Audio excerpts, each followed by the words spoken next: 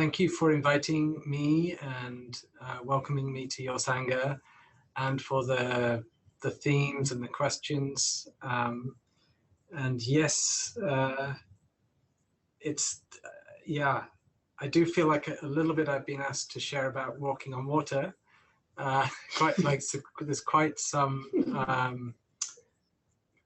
you know, yeah. So I mean, it's great though to have that input, and I won't be sharing for so long. So I don't promise to touch everything in the way that it maybe deserves. So, but I will share that on the first point about how can we grow our presence and stability, and then there was a question about also having a schedule.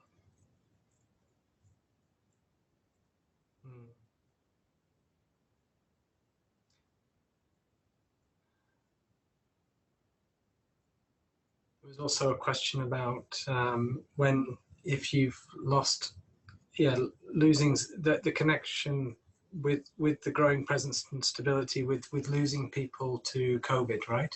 So I want to share that I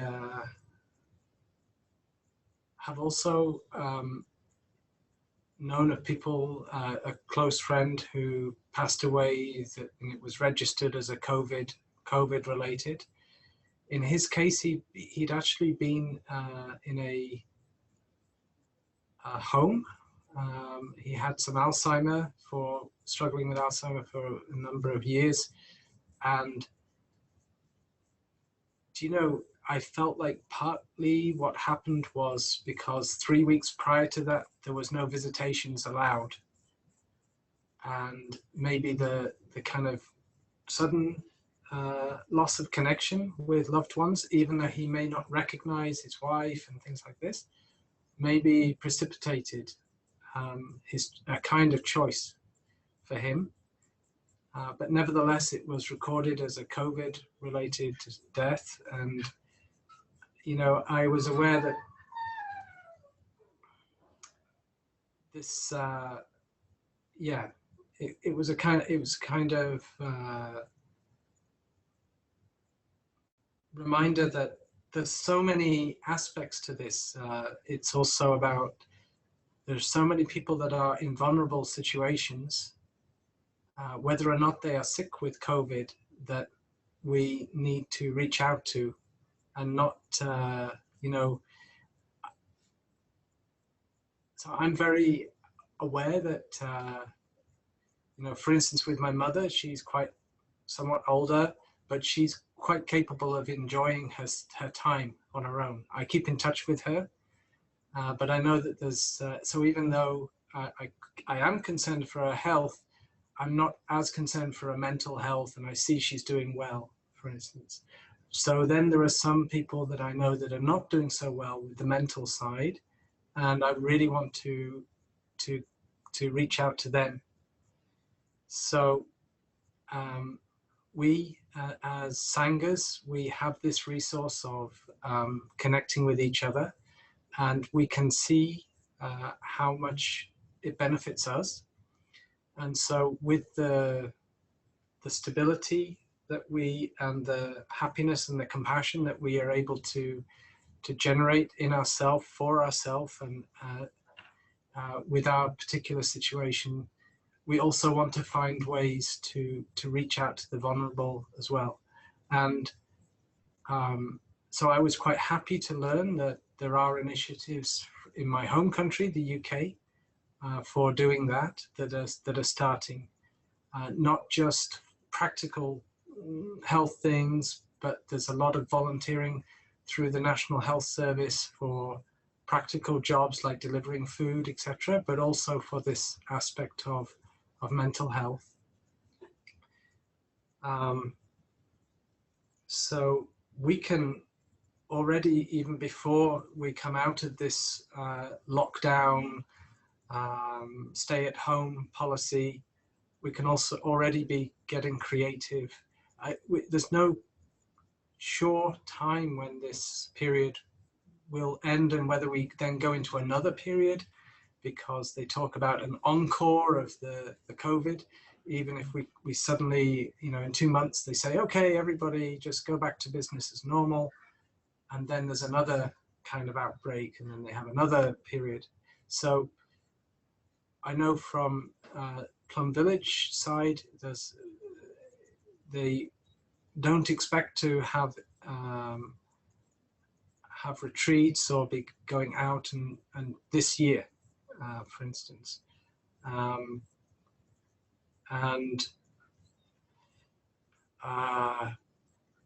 Also, yeah, there's lots of talk about the situation going on for more than just a few months. So we also can't wait, until things go back to normal before we do things. So, and we are in a time where there's a lot of uncertainty, and we're not really sure what the next situation will be, what we can expect. We know that there's also going to be a lot of economic repercussions, and maybe, yeah, and we know that many people in the world, and I think maybe this speaks to something about the guilt question of being aware that these situations always hit the most vulnerable and the poorest the hardest.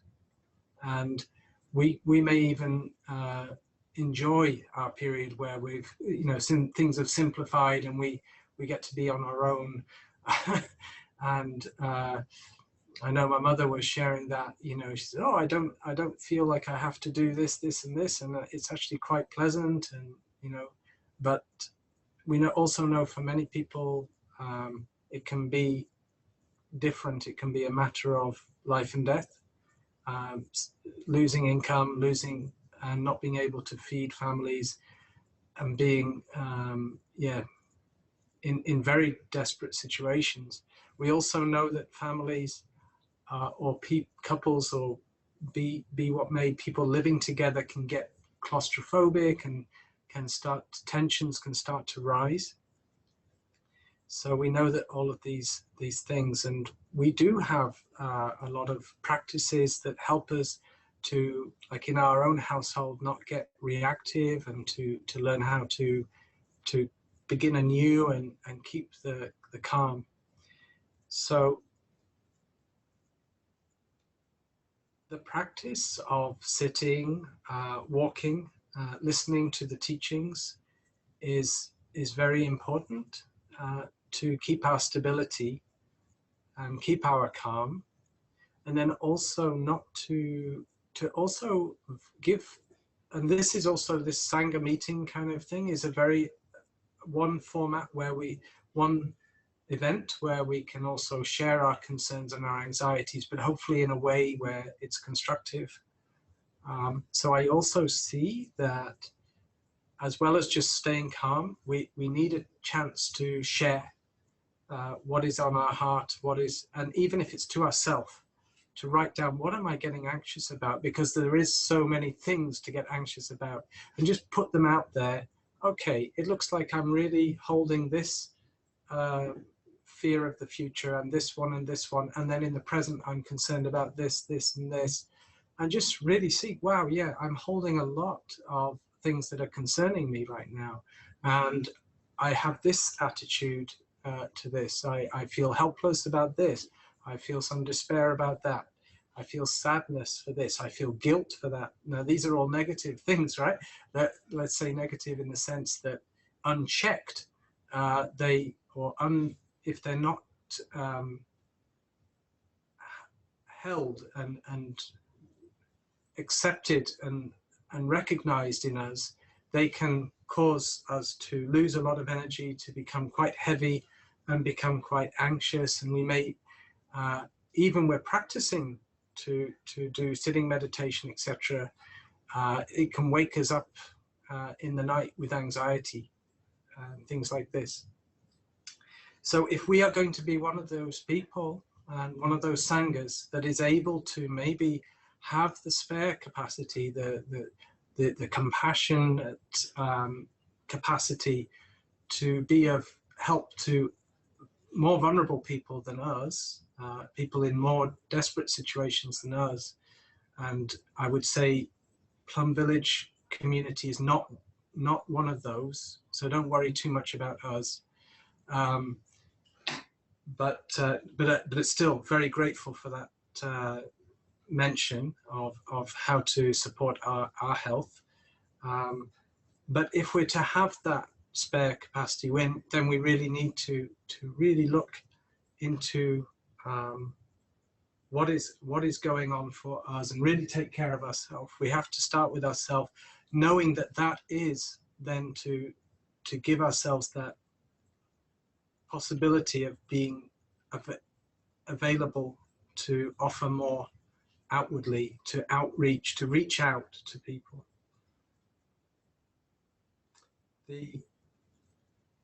For me as well, I just want to say, nobody mentioned it, but it's been mentioned in other cases, and I did mention it, this feeling of sometimes helplessness.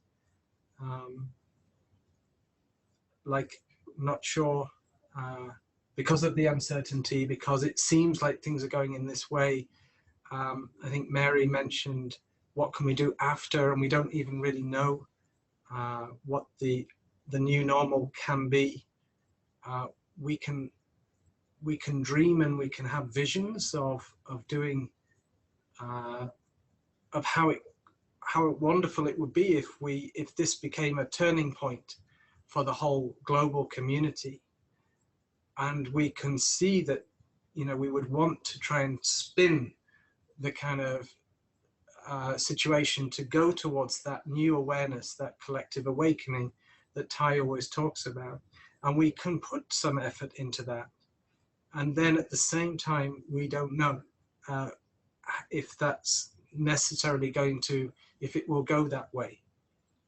And so what would we take refuge in if it's not going that way, and we can't do that? So it's not to say to give up the hope of and the energy to put energy into that, but always do it from a place of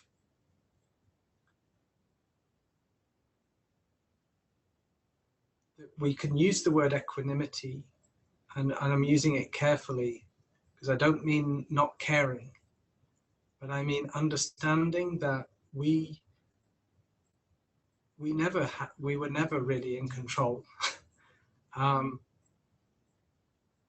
We do our best,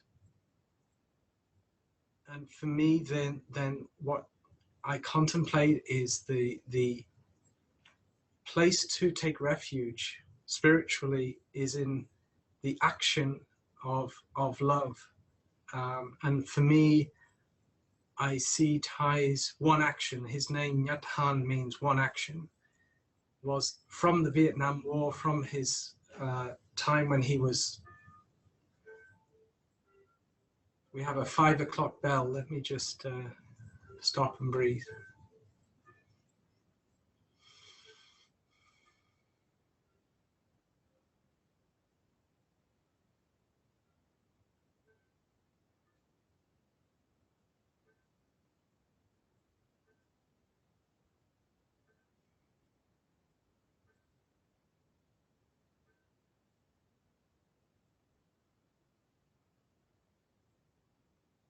Yeah.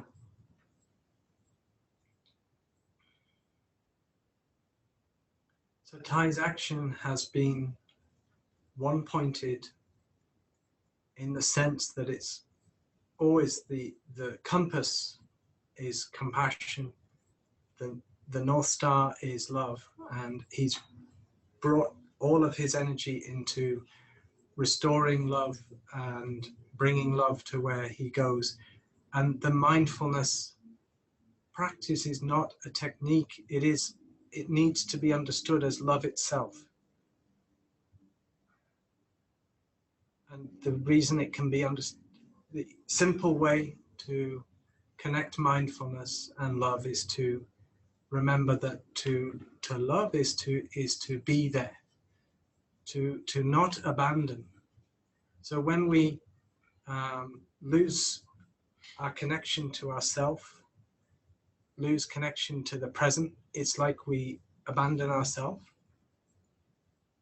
and we're not there for ourselves. So when we're, and not to mention for the other person, to become available to what is going on, we do that through mindfulness. But mindfulness itself is this connecting with life. Through awareness of the breath, we connect with life, we connect with what is going on, we come back to ourselves and we discover what is going on. I mentioned, a kind of inventory of our anxieties and our concerns. That is part of mindfulness, to recognize these seeds in me. This is what is I am identifying, and to say, yes, you are there too. You have a right to be there. There's a good reason why you're there. It's okay. And I'm here too. Who is I in this case? The mindfulness, the energy, the Buddha energy, the mindfulness energy, the love energy, the capacity to be there and say, yes, I'm here too. I'm not running away. I recognize you. And to know also when we say, oh, yes, here, I am here for you, my anxiety, but we're also aware that we and the situation and the reality of things is much more than our anxiety, that there are things that, to also bring into our connection with life, a connection with something which is bigger than a bigger picture. And I think that this is where the question about how can Thai sit drinking calmly a cup of tea and at the same time hold all the sorrows of the world, how can Thai do that? Because it is true, he has the capacity to do that. And it is because he's in touch with a big truth.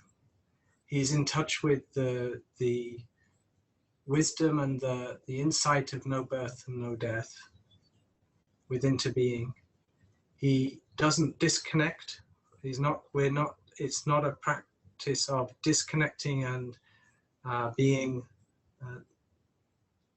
dispassionate. It's about true connection, but recognizing there's more going on than just this. Yeah.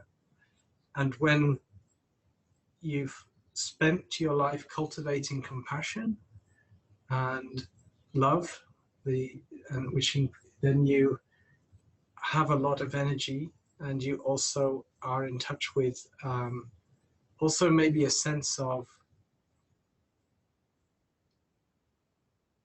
I think there's a lot of peace that comes from, of course, just knowing that you are doing absolutely all of what you can do.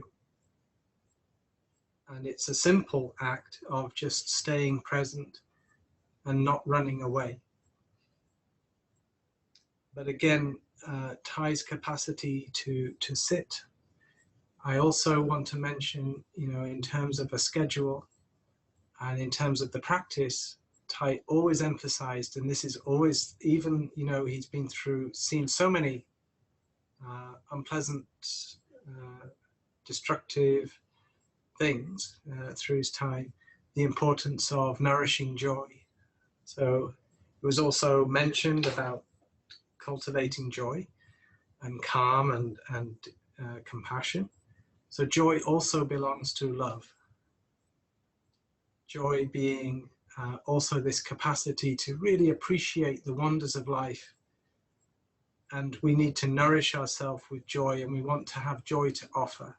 And this joy can also come, it's also this spirit then, when we have joy, the generosity is naturally there. when we have joy, it's also, you know, it's a benefit to other people. It's a joy that goes along with peace and along with compassion. It's not an excited, it's not an excited joy. And this is you can call it the joy of meditation, the joy of that comes from the practice. There was, because of what was mentioned about the cup of tea, I think some of you know the story of Thai, when there was a man who came to, as I remember the story, and I think there's probably different versions, that Sister Chang Kong was there and introduced this man to Thai, maybe in the hut, or as they were having breakfast in Thai's hut in Upper Hamlet. Okay, I may got some of the situation different, but the story goes that Thai said, "Oh, this man has been given 2 weeks to live. He has cancer. What can Thai offer to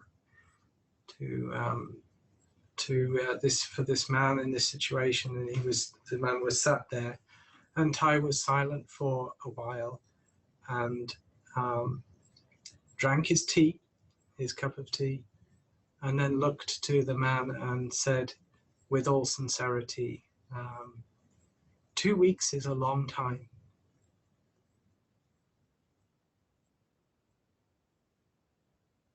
This is a kind of lion's roar coming from Thai.